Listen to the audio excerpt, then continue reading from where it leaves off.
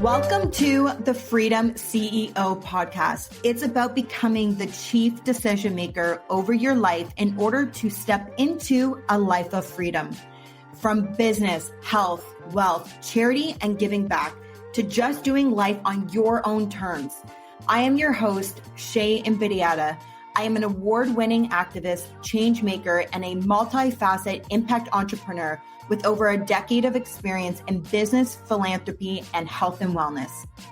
In this space, I'm going to be bringing you insights, not just from me, but from incredible thought leaders around the globe to help you start making decisions towards living a life of freedom so you can live a life you love. Are you ready, guys?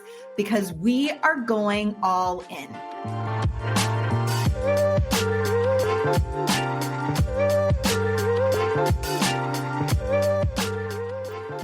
On my last episode, I sat down with Dana Shalit, who is a clinical certified hypnotherapist, spiritual facilitator, and entrepreneur.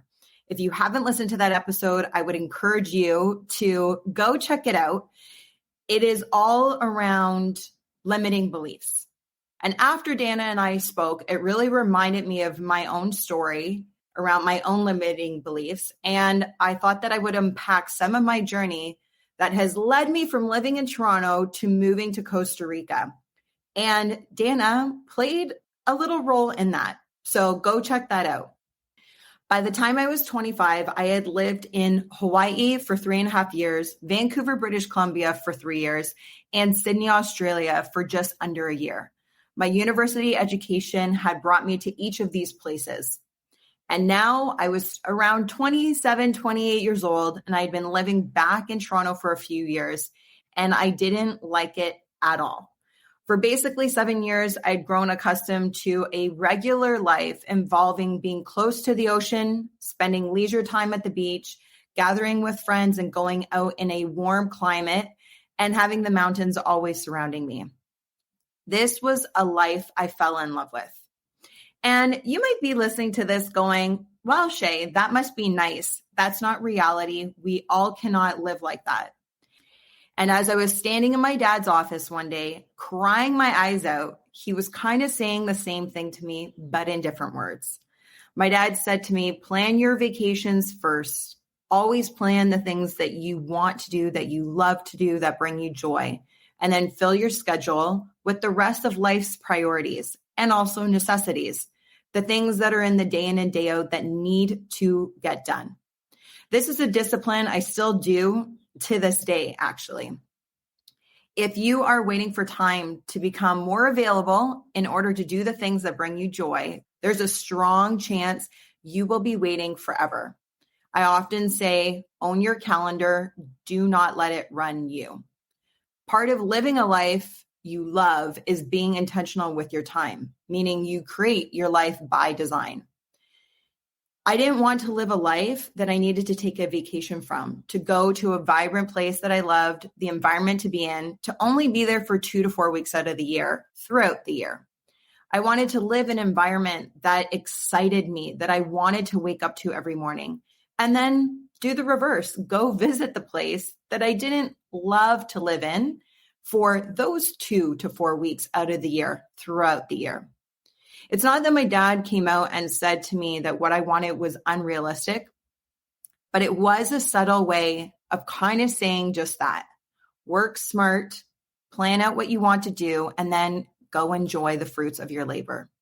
Except what I wanted was not the quote unquote accepted way of life that many of us are told is available to us. And I just had this different vision for my life.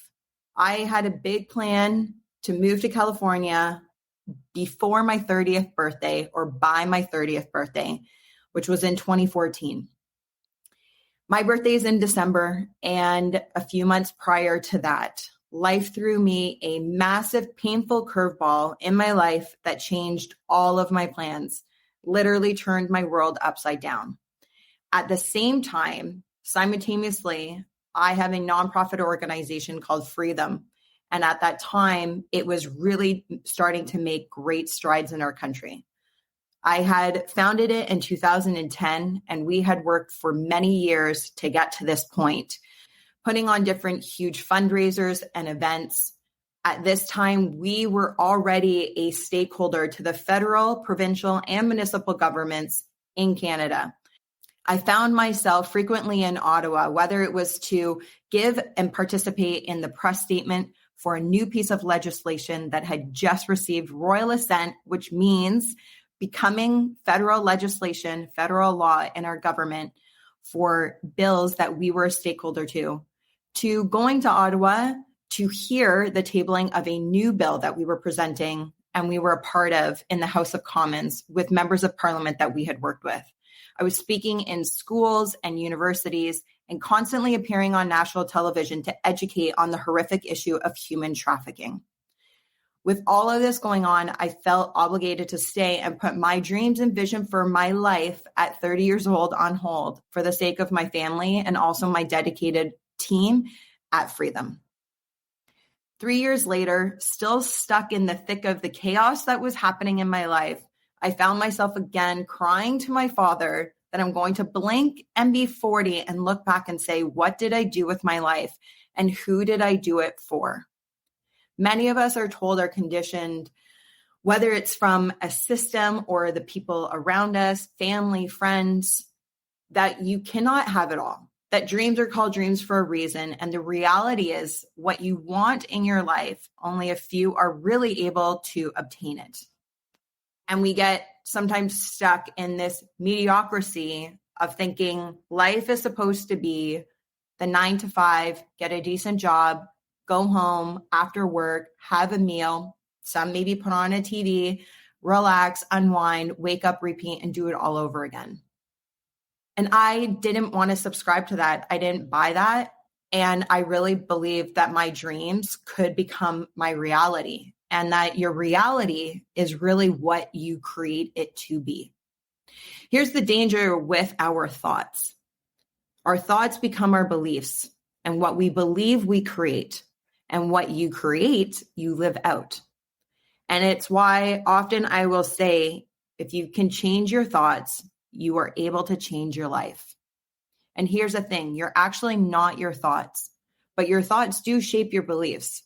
So it's paramount that we are aware, that we are conscious of not just what we're thinking, but how we're thinking to ourselves, because it shapes our future and our reality. And the incredible news is that we absolutely have the power and the ability to change our thoughts, and therefore we have the ability to change our life and how we are living it. We all have limiting beliefs that are holding us back from stepping into our full potential and living a life we deserve. And once we recognize these limiting beliefs, these negative narratives that do not serve us, that don't support our higher self, we can begin to untrain and undo these thoughts and patterns of our thoughts to start actually heading our thinking into a completely different direction. And in my episode with Dana Shalit, we actually dive into these 5 limiting beliefs that could be holding you back from living the life you want. I really encourage you to check out that episode if you haven't already. There's a lot of gold nuggets in that. And when I was thinking about my life at 37 years old, I had this pivotal moment as I was actually looking at Dana at the time. She was in Costa Rica and decided that she was what was supposed to be a 2-week vacation, ended up, she stayed. It turned into a few weeks later, turned into some months, that then turned into a year. And Dana still resides in Costa Rica today. But at the time, I was watching Dana sharing that she was going to extend her trip, and her trip was no longer going to become a trip, but it actually was transforming into a new place she was going to live. And I remember looking at her Instagram post and saying, gosh, she's so lucky. I wish I could be doing that. And the irony was, I was actually already in Costa Rica earlier that year to look at properties to move to. That was part of my plan. There was a lot of things happening in 2020, moving into 2021. that not only did I not agree with, but it did not resonate with me. And for me, knowing what was coming down the pipeline, I didn't want to be living like that.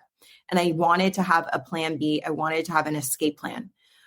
But in that moment and in that time, I was not thinking, yeah, I'm going to literally leave everything behind in Canada and I'm going to come move here.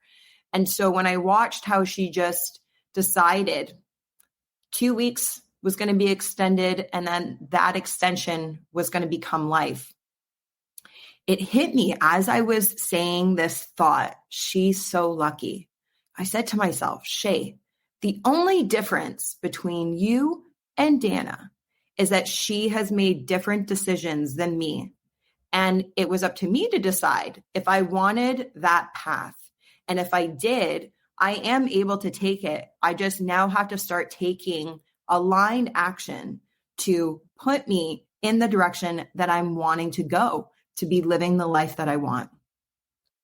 Many of us have this tendency, right? Like, can you feel me on this? Can you relate where you can look at somebody else's life and say, I wish I had that life. I wish I could be doing that. I wish I was living there. I wish I looked as good as him or her. I wish I made as much money. Whatever your sentence is, you can finish that. I wish that you fill in the blank. And I'm here to tell you there is no reason why you cannot have that, whatever your that is. And you are worthy of it as well. But many of us get in our own way, right? We get in our own way. We make excuses for why we cannot have what we want or live our life the way we want, rather than focusing on the how. How can I make this happen? And I encourage you, look at your life right now. What circumstance, career, relationship, financial situation, location maybe, would you want differently? And rather than making excuses, decide that this is going to be the year that you actually start to make it happen. Don't let the excuses hold you down. Don't let the excuses pull you back, but rather start focusing on that how. Once you make that decision, this is the first step towards changing the outcome and ultimately your life. Many of us believe it's not available to us, or we don't deserve it, or that it could come at an expense. You absolutely do deserve it. And this is where your thoughts shape your beliefs. And it is so paramount to be going back to how we're thinking, how we're talking to ourselves. Is there sacrifice along the way? Absolutely. And I'm going to come back to that. But so many of us really comes down to choosing to live in mediocrity and not stepping into our passions. Sometimes it's also because of somebody, something that is holding us back. And then we believe these lies that we have told ourselves. You can't make it happen. It won't work out. I don't have enough. Again, you can fill in the blank. I don't have enough time, money, connections, resources. Maybe you think you'll mess it up. Maybe you're afraid of failure. For me, at the time, I was 37 and I'm seeing 40 on the horizon. And I'm recalling standing in my father's office in my early 30s going, I'm going to blink and be 40. And again, as I shared with you, I'm going to look back and go, why did I choose to keep living this life that I'm not truly in love with? And don't get me wrong, I have a great life. I have a lot of blessings in my life, but I wasn't living in such a way that really lit me up, that really brought me so much joy. And I longed for that. And I had to confront myself saying, at what cost to myself, at what expense to myself will I continue to live a life that I don't love? And why am I doing this? I can even reframe it for you here. We get in life what we tolerate, meaning what we allow. So ask yourself this. Who are you living for and why are you doing this? Are you doing it for your parents? Maybe it's a family business. Maybe you have siblings that don't agree with some things that you want to do or don't want to do. Friends. Maybe it's your children. Maybe it's your partner, your spouse. Is there a cultural or religious pressure to do or not do something? Do you feel like you need to fill an expectation of others around you?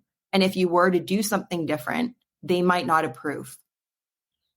We've all been in these circumstances. We've all been in very similar situations.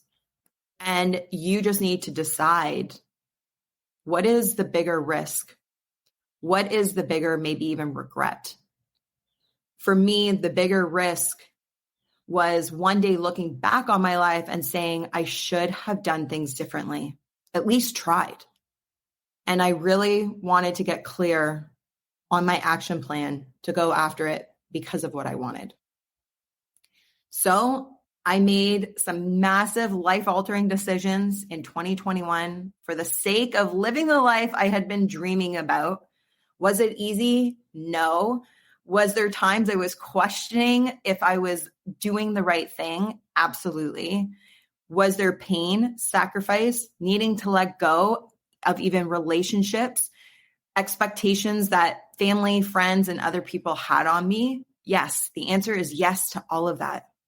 But what kept keeping my anchor strong in the direction that I knew I wanted to go in was this life, my vision that I had for myself. And I knew that I needed to pursue that. Today, I'm speaking to you from my home in Costa Rica, overlooking the ocean in the warmth, and I have the mountains behind my house. And I can say that I'm living my life by my design.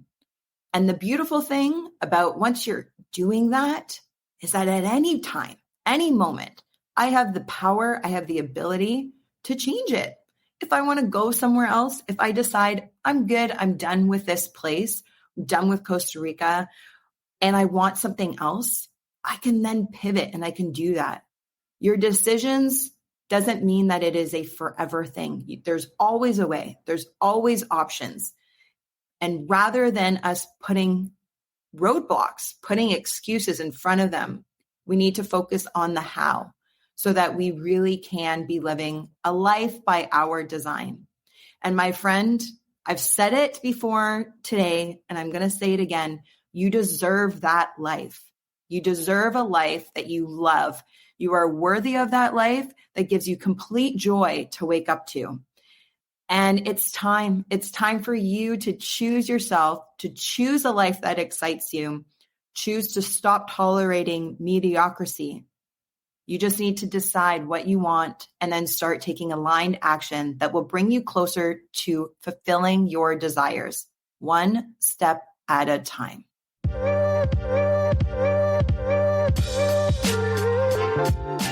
Thanks for tuning into the FreeThem CEO podcast. If you got value out of today's show, I would love for you to leave a review as it will help my show reach other people as well. You know what to do.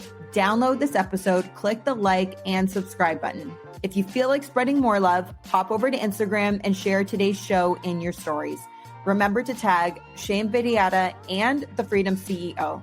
My DMs are always open, so drop me a line. I'd love to connect. Until next time, keep owning your decisions to live a life of freedom. Live a life you love.